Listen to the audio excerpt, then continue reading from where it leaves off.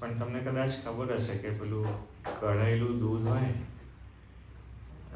રાત્રે બધા પીતા હોય છે.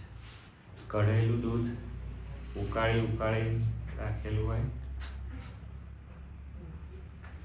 તો તમે દૂધ વધારે ઉકાળો ને તો એના જે પૌષ્ટિક તત્વો છે ને એનો સ્વામીજી નાશ થઈ જાય. ખબર છે તમને?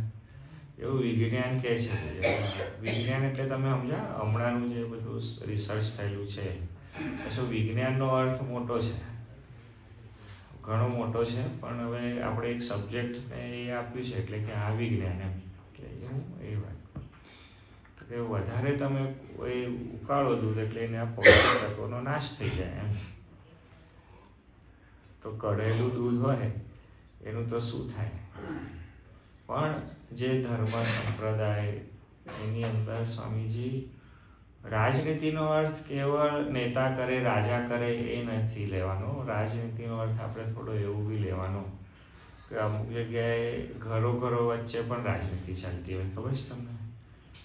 મોટા નાના વચ્ચે બી ચાલતી હોય. એટલે બધું જ એ બધું થયા પછી બી એની અંદર જે ભક્તિભાવ છે, બ્રહ્મભાવ છે એ કેટલો રહ્યો એની ગુણવત્તાનું એક નિશાન છે.